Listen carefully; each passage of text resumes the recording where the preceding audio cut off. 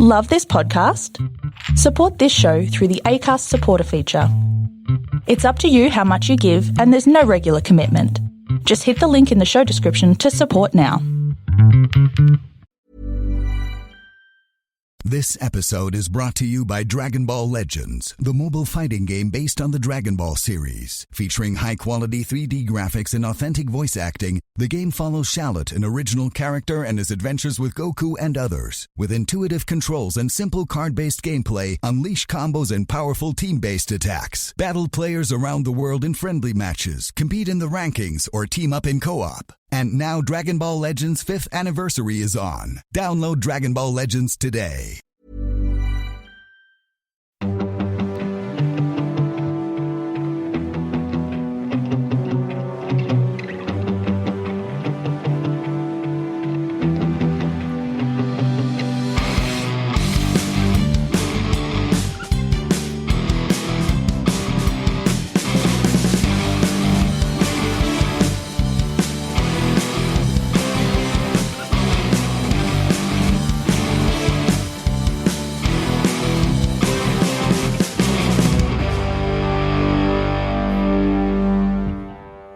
Hi everyone, and welcome to the Cognitive Recalibration podcast. As always, I'm your host Shravan. We've got Taran here with us. Hey everyone. And today we're talking about Top Gun Maverick, much delayed. I was going to say awaited, but people are probably not waiting for this because they've probably already seen this movie at this stage. But much delayed episode of Top Gun Maverick. So we watched it quite a while back, but we just had a backlog of a lot of episodes that we had to record. So today, 23rd of July, I've released, I think it was like 7 episodes that we had in the backlog. So everything's out now. We're actually all up to date. This is the only one that we have left to catch up on. So here we are. So as usual, we'll go into background on the movie. So I'll do a little bit and then we'll do a non-spoiler review for those who maybe still haven't seen it. But I know a lot of people have seen it because it's made a ridiculous amount of money worldwide. But we will do non-spoiler, and then we'll do some spoilers afterwards. Let's jump into the background. So a couple of interesting things about this, and this is where we'll cover some of the box office records that this movie has achieved. So firstly, it's directed by Joseph Kosinski. So not like John Krasinski, but Kosinski. Do you know any? That was just a bad joke. Even I didn't want to acknowledge that one. Do you know any of the other movies that he's directed? No, not really. I think he did some Netflix movie recently, which everyone thought was bad, but that's the only thing I know. So he recently did the movie Spiderhead, starring, I think, Chris Hemsworth's in it and Miles Teller. Yeah.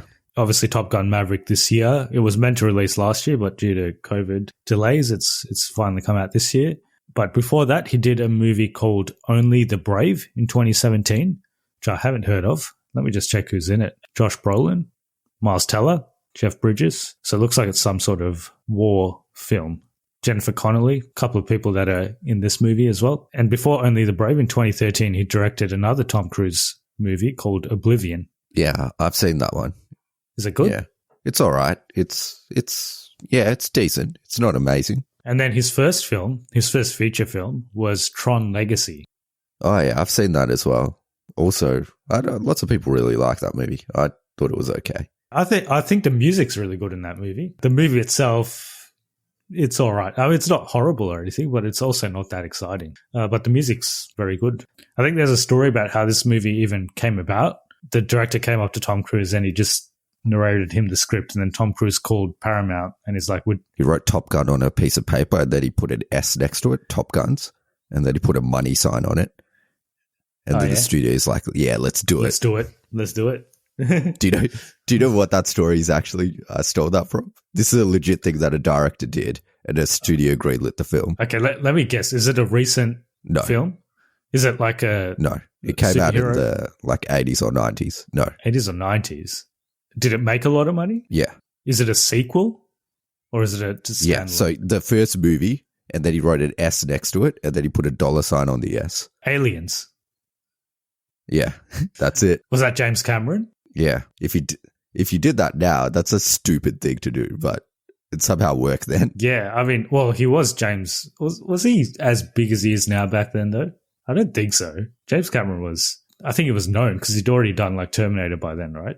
Surprised he got away with that. What if like I reckon Christopher Nolan could do that now, and they'd probably make a movie. What, put a dollar sign next to something? Well, not necessarily that exactly, but like he could say anything. He would be like, I'm doing a movie about something random, and they'd be like, okay, let's do it. Yeah, he's probably got a green light for whatever. I don't think he's got his own production company, so he doesn't need the green light. He does his own thing. Did you see the poster for his new movie came out? Yeah, I did, yeah. It's coming out next year, I think, so we'll see how that goes. And I'm pretty sure it's the first, it's not produced, the studio isn't Warner Brothers. It's Paramount, I think. Oh, is it Paramount? I thought it might be Universal. Yeah, anyway, it's not Warner Brothers, that's for sure. All right, we can jump into our thoughts on the movie, but before we do that, I think the more interesting part of this episode might actually be all the records that this movie is breaking. So budget-wise, what do you think the budget of this movie was? $200 million. Close, $170 million. Obviously a big action summer blockbuster film.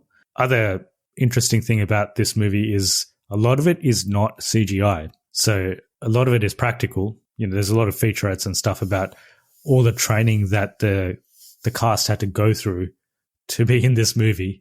And you had a bit of trivia as well in terms of like how they shot certain scenes, because the director couldn't be involved in certain scenes as well. Most of this movie is all the planes mostly, I think, are real. There's even this one shot in this movie at the very start. I don't know if you realized, but there's a set and Tom Cruise flies a plane over the set.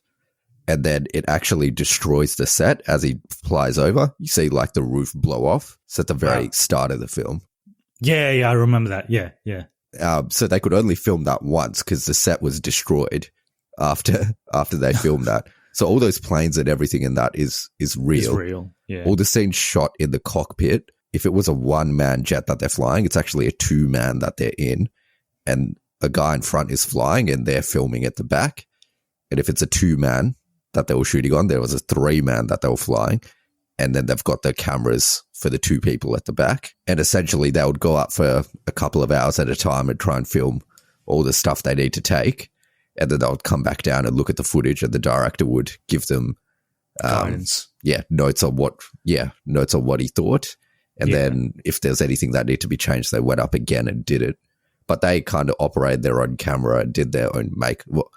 Well, they mostly have helmets on, so you don't really need to worry about the makeup that much, but they did their own. But I guess this is not the kind of movie where you need to look good, because most of the time they're in, they're sweating and they're in the heat and so on. So you don't need to look amazing, although Tom Cruise looks pretty good even at his age. With the budget of this film, I think the reason why it's not as high as it could be is, this is not true of the first Top Gun film, but ever since the first Top Gun film, they actually changed some rules. So when the first Top Gun film came out, they had to pay to use all the aircrafts and everything that they used from the Navy. They had to pay to use it. After that film, the Navy recruitment increased like by 1,000% or something. Like lots of people signed up to become Top Guns.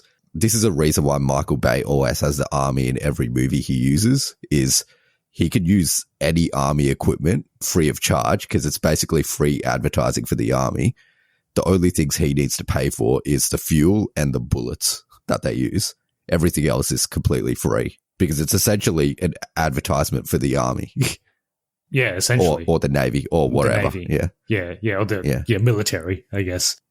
It's still not a low-budget movie by any means, because obviously there's a decent cast. The action sequences that they've filmed are pretty well shot, so they would have spent a bit of money on that. But I did watch I recently watched the original Top Gun for the first time, so I hadn't seen it before I watched this movie. So one thing I did notice about that movie is, plot-wise, not a lot is there, to be honest. I think a lot of the reason that film did so well is like the stuff you just explained, but also, I guess, Tom Cruise's charm, because he was like a young and upcoming sort of actor when the first movie came out, which was in 1986. And when I watched it, I'd also noticed that he looks good now, but like back then you can actually notice that he is really young. Like you can tell that he's like early 20s. He looks very young. Before he had his plastic surgeries and he had his teeth straightened. Yeah, I heard this thing about how he's like one of his teeth is like in the middle of his mouth or something. Something crazy like that. It used to be. It's not anymore. Oh, he fixed it. Yeah, he fixed it. Yeah. Well, anyway, let's get into the box office records because there's quite a few, and we'll do this like a bit of a trivia. So how much has it made worldwide? It has made $1 billion, I think. Yeah, so it's at the moment, and it's still running, and it's still doing pretty well. So across the world, it's still in the top 5 in the box office, and it's 7 weeks old now because it came out at the end of May. But it's 1.2 billion so far worldwide. It is the second movie after the pandemic to make more than $1 billion. First one being Spider-Man No Way Home. It's the second movie since 2019, actually, to make over $1 billion. So obviously in 2020, we didn't really have any movie releases. Other things, it is Tom Cruise's biggest opening weekend ever, which is also surprising because he's been in a lot of movies and he's been in a lot of very successful movies, but this is actually his most successful in terms of, box office worldwide and US domestic. So it's his highest grossing movie ever. It's the first movie that he's made that's made more than $1 billion worldwide as well, which is quite amazing because I would have thought at least some of the Mission Impossible movies would have made $1 billion, but no, this is the first one that he's acted in that's made more than $1 billion. It's the highest grossing Memorial Day weekend opening. So do you know which movie held the record for the Memorial Day opening earlier? No, I don't even know what Memorial Day is. Yeah, to be honest, I don't know either. It's obviously an American holiday. But the last one that held that record was Pirates of the Caribbean at World's End back in 2007. That held on to it for quite some time.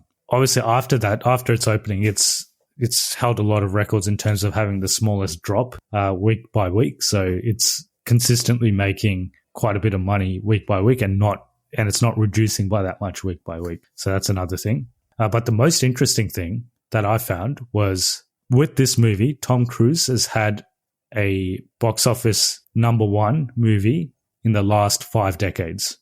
So obviously the first Top Gun came out in the 80s, but he had other big hits in the 80s. In the 90s, that's when he started doing Mission Impossible movies. So and other movies as well. So he's had quite successful 90s and 2000s and the 10s. I think probably his most successful movies were the Mission Impossible movies. So he's had a pretty long spanning career. So 50 years and he's still looking pretty good for a 60-year-old at the moment. So I could see him doing it for at least another 2 decades. So we'll see how that goes for him. So there's a couple of other actors who have done the same thing over the last 5 decades, have had the #1 box office movie. But there's one actor who's done it over 6 decades. Can you name that actor? I thought we had this conversation. I think we have. I'm pretty sure you told me it was Harrison Ford. No. So Harrison Ford's done it over 5 decades. He's yet to have a hit in this decade yet.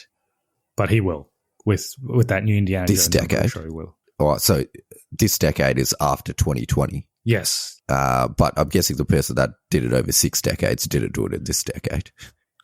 He did. He started in the 70s and he had a big hit last year, albeit in a minor role. So he's not like the main character in that movie. Oh, yeah, Benedict Cumberbatch. No. I'm pretty sure he's only like 40, right? So he was probably born in the 70s. Yeah. He was a baby in Star Wars. So it is Sylvester Stallone.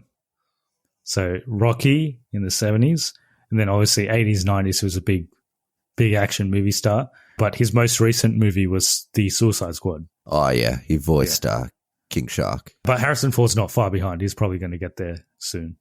That's all I had in terms of box office stuff. So obviously this is a very, very successful movie. And no one expected it because I personally didn't think this was going to be that good. But we could get to it. This episode is brought to you by Dragon Ball Legends, the mobile fighting game based on the Dragon Ball series. Featuring high-quality 3D graphics and authentic voice acting, the game follows Shallot, an original character, and his adventures with Goku and others. With intuitive controls and simple card-based gameplay, unleash combos and powerful team-based attacks. Battle players around the world in friendly matches, compete in the rankings, or team up in co-op. And now Dragon Ball Legends' 5th anniversary is on. Download Dragon Ball Legends today.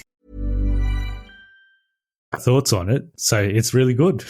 Like I said, I hadn't seen the first Top Gun, so I had no nostalgia towards this franchise. And when I watched it, I wasn't really expecting that much because it was, it's a movie about guys flying planes. But it surprisingly has a lot of suspense and also a lot of emotion behind the actual story. So it does link back to the original movie in a meaningful way, and it kind of uses that to create emotion in this movie. But Tom Cruise also gives probably one of his best performances in a while, because he tends to do like a similar kind of performance in a lot of his movies. But in this one, there was a bit of nuance to it. So he did a really good job. He does a bit more romance in this movie as well, which he doesn't normally do. Yeah, he hasn't been doing for a little while. Yeah, he hasn't done romance for a while. He doesn't do it in any of the Mission Impossibles. Yeah, I mean, not the recent ones. Not the new ones. Yeah, not the old ones, yep. Yeah, and Jennifer Connelly, she wasn't a character in the first movie, right? So she's a new character in this movie. She's mentioned in the first movie, apparently, at some point. His ex-girlfriend, because she's like a colonel's daughter or something. So I think she's like mentioned one line in the first movie. But yeah, I thought all the cast was good. Miles Teller, who plays a very important role in the movie, was actually really good as well. And also all the crew that they have were quite good. So he's Rooster in this. Is it call sign? Is that what they call it? Yeah, they all have call signs except one of them, who's Bob. Who's just, his name is his call sign. But they kind of set up a similar kind of interaction. So in the first one, it was Maverick versus Iceman. And in this one, it's Rooster versus Hangman. They do it a little bit differently because the movie isn't about them as such. Like Hangman is in there, but he's not the main focus of the movie. It's really between Maverick and Rooster. But yeah, it was. I can see people who grew up with the original Top Gun really, really liking this. I actually think this is better than the original, and it's pretty rare where the sequel is better than the original movie, especially when it's made like 30 years after the original. It's just very rare. So they obviously took their time and they chose a script that would do justice to the original, and actually, in this case, in my opinion, actually did better than the original. I think the main problem with the original was probably the story is not as compelling as this. And there's an actual kind of 3-act story in this, which is good. Whereas the original does meander for a little bit until the end. And even in this it's not like the story's unpredictable. Like you don't know what's going to happen. You can see what's going to happen the whole time. Like it's a pretty predictable story, but the way it's told, and especially the climax sequence, I guess that was something I wasn't really expecting. It was just a really well-made movie, surprisingly well-made, and it deserves all the records and everything that it's breaking, I guess. And it's unusual because we live in a time where all the box office hits are basically just franchise movies, so they're sequels or they come from a big franchise like the Marvel Cinematic Universe or something like DC Universe, so the superhero movies. This is really an anomaly. Like we haven't seen a hit this big from a movie that's unrelated to a big franchise. I've got a theory about it, and surprisingly, I think we've talked about this. I think it's going to link back to Minions: Rise of Gru. Okay. So this movie was huge on TikTok when it first came out. So when it first came out, that beach scene, so that scene specifically was huge on TikTok. And what, like people recreating it or just advertising? Both, like recreating it, like reactions to the scene, like the whole lot. Like they had, and also there was like a whole viral campaign thing, not a campaign, but a viral thing where like girlfriends would get their boyfriends to shave their face so that they have the mustache like Rooster. So it's like it had a cultural impact on TikTok, similarly to what Minions: Rise of Gru had, which is also doing really well in the box office. Both of these movies probably had no right to make as much money as they have made. Like, superhero movies were the big kind of money draw for the past decade or so that have been making the big money. What's going to happen is companies are going to try and recreate the Top Gun Maverick and Minions formula. So there's got to be a lot more kind of TikTok like or social media trends. trying to attract that crowd to make these movies make more money, and it's going to be of varying quality. But I think this movie and Minions are the first movies to actually do it, and it working. Yeah, but I think the difference between this and Minions, though, so Minions is obviously, it's doing very well, but it's not doing as well as this. And I think the difference is this attracts the older audience. So this attracts the people who watched Top Gun in the 80s, attracts them in terms of getting their nostalgia. And the TikTok generation, it's obviously attracting them through the TikTok trends that you described. So it's kind of getting a much wider audience than it otherwise would have if it didn't have that TikTok stuff. Because I think if it didn't have that, probably only the older, because for us, we don't really. It would have made like 400K or something. It would have just been an older audience watching it. It wouldn't have been the younger crew watching this movie. So obviously it's attracted a much wider audience because of that. Minions, the older people aren't going to watch Minions. So it's mainly going to be kids and their parents and teenagers that getting into TikTok trends. I think it still attracts the three generations Minions. It's got kids, teenagers, and adults taking their kids. And this Top Gun has teenagers, adults, and then older generation as well. So it's like they're probably three different demographics that they're both attracting. Yeah. But I think the TikTok thing was a big reason why this made $1 billion. Otherwise, it wouldn't have made $1 billion. Yeah. And this also attracts the audience that can actually pay to watch movies, because obviously Minions, you need their parents to actually take them to one section of that audience. So, but whereas this, it's mostly an adult audience that can pay for their own tickets. So that makes all the difference. But yeah, it's obviously a shift in trends, because I think the superhero genre is getting a bit stale now. And I think we are seeing sort of an end of all superhero movies becoming super blockbuster hits. We've talked about, in our previous episodes, we did reviews for Thor: Love and Thunder and the Marvel Disney shows and even Star Wars. I think all of that stuff is getting a bit stale now. People actually do want something different, which also leads into Avatar 2 coming out, because even though it's taken them like a long time to make that movie, it might actually be coming out at the perfect time where people are actually tired of this stuff and they might actually want to see something different. So let's see how that movie does. I don't know how they're going to do it, but companies are going to try and recreate these kind of TikTok trends. So we'll see how that turns out, but I think it will happen. Well, I guess that means we should definitely get on TikTok. We've been saying it for a while, but we do have one. We just haven't really posted anything on it. But just haven't. Yeah. So we will start posting stuff on it. Was there anything negative we want to say about this movie? To be honest, I was just so surprised at how much I enjoyed it that I just wasn't expecting it to be as enjoyable and entertaining as it was. It's not going to blow you away, I guess. There's nothing I think some of the flying stuff is pretty groundbreaking. But yeah, like the story isn't like going to have twists and turns and take you in unexpected places. But what they do really well. And there was some articles written about, are we going to see the return of like the Hollywood hero? So in the 90s and 80s, movies would run not based off the story as such, but based off the lead actor.